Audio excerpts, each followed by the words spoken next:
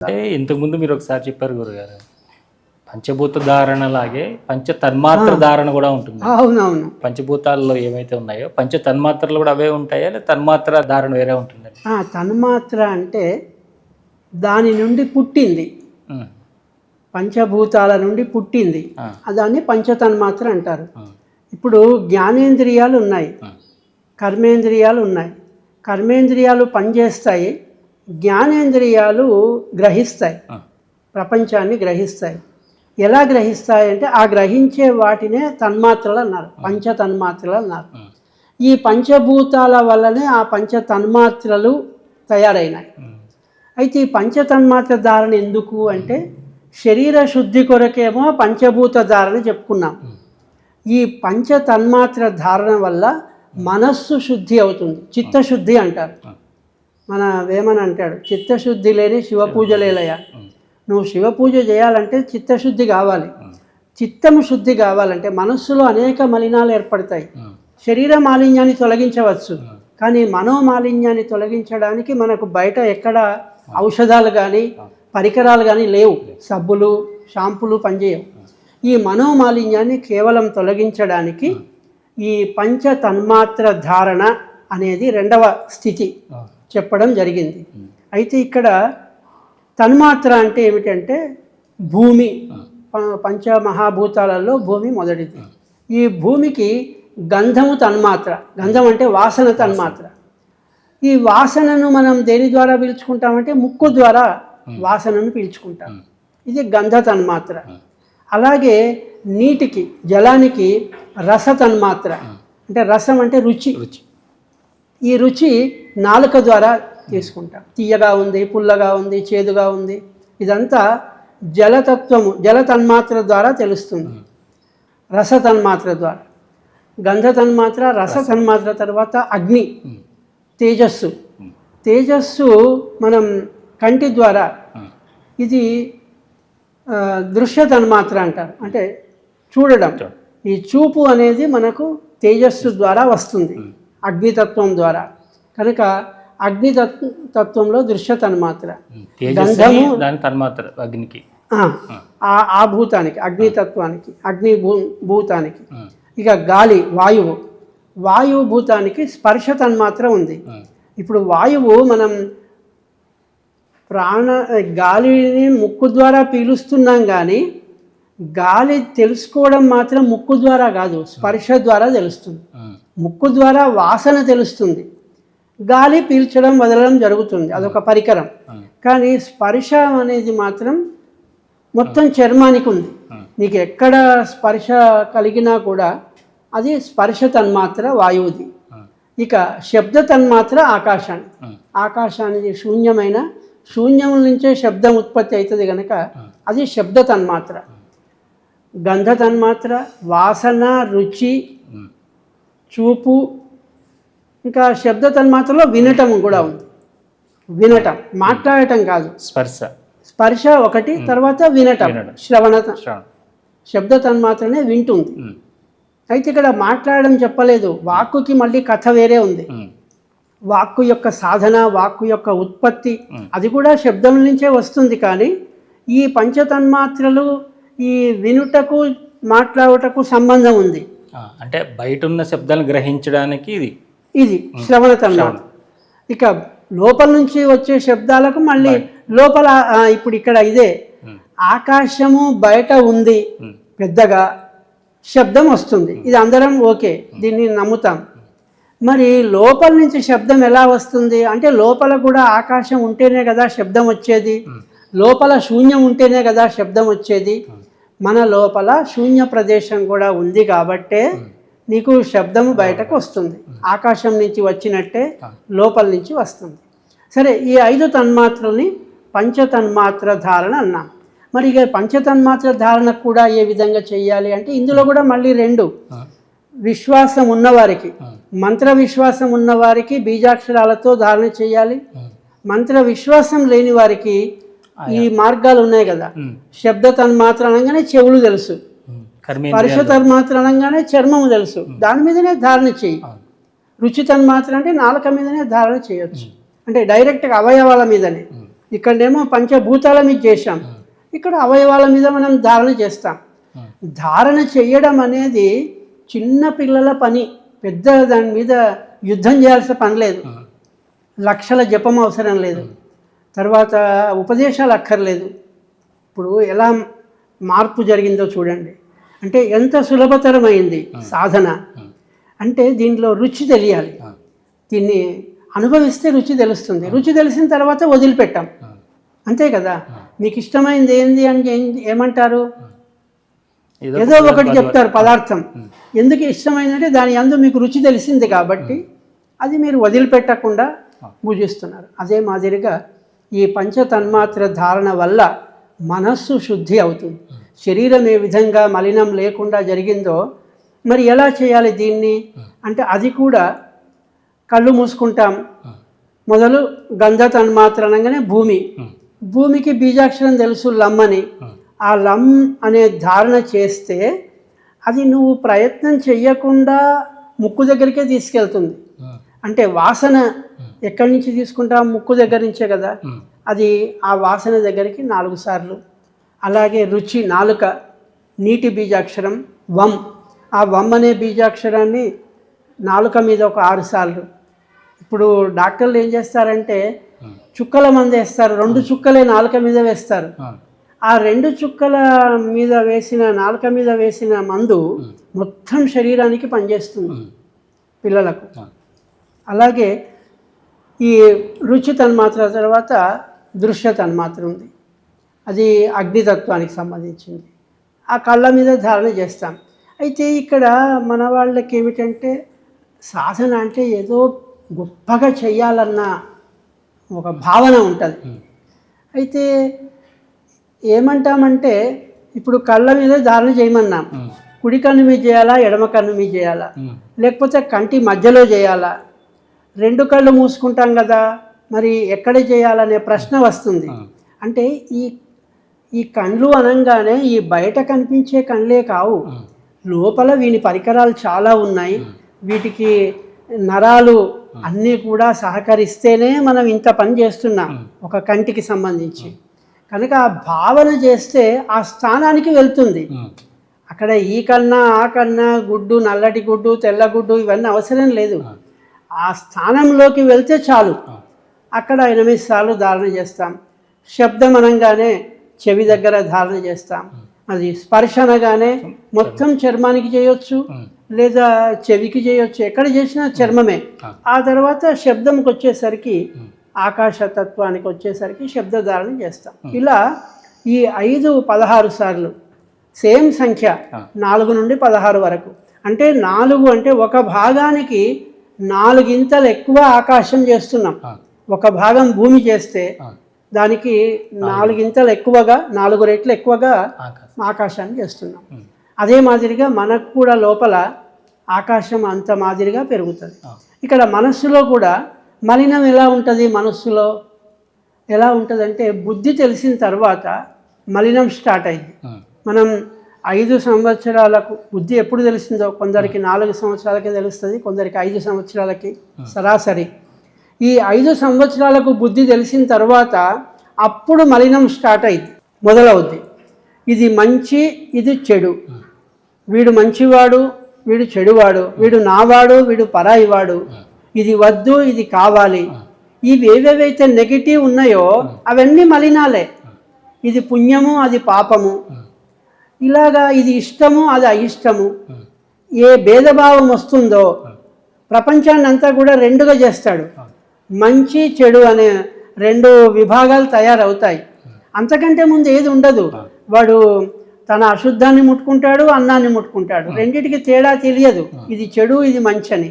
ఎప్పుడైతే మంచి చెడు విజ్ఞానం కలిగిందో అప్పటి నుండి మలినం స్టార్ట్ అయింది. మనస్సు మొత్తం ఒకవైపు డిక్షనరీలో చెడు పెరిగిపోతూనే ఉంది. చూడగానే వీని మీద నేను పగ పెట్టుకుంటున్నాను, లేదా వీడిని సాధించాలి ఎలాగైనా, ఇక పెరుగుతాయి ఈర్ష్య, ద్వేషము, పగ, ప్రతీకారము, భయము, కామము. ఇది కావాలి. ఇప్పుడు ఒకటి దగ్గర వస్తువును చూస్తాడు, ఒక వాచ్ పెట్టుకున్నారు మీరు, ఇతని దృష్టి దాని మీద పడుతుంది. ఓహో ఇది చాలా బాగుంది, ఇది నేను కూడా కొనాలి. దాని అడ్రస్ తీసుకొని ఆ కంపెనీ తెలుసుకొని ఆ కొరియర్ చేసి అది తెచ్చుకునేదాకా వీడికి తృప్తి ఉండదు. ఇది మలినమే. అంటే నువ్వు వాచ్ నువ్వేం గుంజుకోలేదు అతని దగ్గర, దొంగతనం చేయలేదు, కానీ నీ మనస్సు ఒక వస్తువు మీద వ్యామోహం చెంది అది కావాలని కోరుకొని దాన్ని పట్టుదలతో తెప్పించుకున్నావు గనక అది మలినమే. ఇలా నువ్వు ఇక లెక్కలేనని వాళ్ళు చాలామంది ఏమంటారంటే, నేను ఇంతవరకు నేను ఏ పాపం చేయలేదు, నాకు ఎందుకో భగవంతుడు ఇన్ని కష్టాలు పెట్టారు అంటారు. అంటే బుద్ధి తెలిసినప్పటి నుంచి పాపం స్టార్ట్ అయింది మనది. అంటే ఏదైతే నువ్వు లోకాన్ని, పరమాత్మ సృష్టించిన ఈ ప్రపంచాన్ని అణువణువున పరమాత్ముడు ఉన్నాడని చూడకుండా ఇందులో నువ్వు మంచి చెడు అనే ఏ విధంగా విభాగాలు చేసి చూస్తున్నావో అంతకంటే మించిన పాపం మరొకటి లేదు. అక్కడి నుంచి స్టార్ట్ అయింది ఇక పాపం, మన మలినం. మనస్సు మలినం ఎంత పెరిగిందంటే కరడుగట్టుకొని పోయింది. వయస్సు పెరుగుతున్నా కొద్దీ మలినం పెరుగుతూనే ఉంది. చూడరాని దృశ్యాలను చూస్తున్నావు. అంటే దృశ్యము కరెక్టే ఉంది, నీ చూపులో తేడా ఉంది. దృశ్యం అంతా, దృశ్యాలన్నీ కరెక్టే ఉన్నాయి, కానీ నీ చూపులో మాత్రం ఏమైందంటే ఒకదాని మీద మమకారం, ఒకదాని మీద వికారం, ఇలా పెరుగుతూ వచ్చింది. మనస్సు మాలిన్యాన్ని తొలగించాలంటే ఈ జ్ఞానేంద్రియాల వల్లనే కదా జరిగింది. ఈ మలినాలన్నీ ఎక్కడ నుంచి వచ్చాయంటే ఈ జ్ఞానేంద్రియాల వల్ల వచ్చాయి మనస్సుకు మలినం. కనుక అదే జ్ఞానేంద్రియాల వల్ల ఈ ధారణ చేత మాలిన్యం తొలగించుకుంటాం. ఎంతవరకు? ఎక్కువ సమయం పట్టదు. ఎంత మీరు శ్రద్ధగా ఉదయం సాయంత్రం సమయం మినిమం 5 నిమిషాలే అంటాం. తక్కువలో తక్కువ 5 నిమిషాలు, ఎక్కువలోకి ఎక్కువ 20 నిమిషాలు. అంతకంటే ఎక్కువ సాధన అవసరం లేదు. ఎందుకంటే మనం ఇప్పుడేమి హిమాలయాల్లోకి వెళ్ళి ఘోర తపస్సు చేసి, రావణాసురుడు కదా తపస్సు చేసి బ్రహ్మదేవుడు ప్రత్యక్షం కావాలని ఏం కోరుకోవట్లేదు. మనకున్న దాంట్లో మనం ఆనందంగా ఉండాలి. మన కుటుంబ జీవనం ఆనందంగా ఉండాలి. మన గృహస్థ జీవనం ఆనందంగా ఉండాలి. ఇప్పుడు జానప్రస్థంలో వానప్రస్థ జీవనం జరుగుతుంది మాది. ఇప్పుడు నేను ఇక్కడ ఉన్నాను, నా పక్కనే మా ధర్మపత్ని అమ్మగారు ఉంటుంది, నాకు మా తల్లిగారు ఉన్నారు, ఆమె కూడా మాతో పాటే ఉంటుంది. పిల్లలు కానీ మన్మలు మన్మరాళ్ళు కానీ వారి వారి ప్రదేశాల్లో ఉన్నారు. మేము ఇక్కడ ముగ్గురము ఈ జానప్రస్థంలో వానప్రస్థ జీవనం గడుపుతున్నాం. అయితే మేము ఇప్పుడు ఆనందంగా ఉన్నట్ట, కష్టాల్లో ఉన్నట్ట? చెప్పండి. మేము ఆనందంగా ఉన్నట్ట, కష్టాల్లో ఉన్నట్ట? మనల్ని ఉంచుకోగలిగితే ఎక్కడో ఆనందంగా ఉన్నట్టే. చూసే వాళ్లకు అరే ఈ అడవిలో ఉన్నాడు, అందరిని చుట్టూ ఇల్లు లేవు, పిల్లల్ని మా కొడుకుల్ని కోడళ్ళు మన్మరాళ్ళు వాళ్ళ దగ్గర ఉండక ఈ వయసులో అయినా ఒక్కడు తల్లిని 85 ఏళ్ల తల్లిని దగ్గర పెట్టుకొని ఇక్కడ ఏ ఫెసిలిటీస్ లేవు, ఎలా ఉంటున్నాడు ఇక్కడ?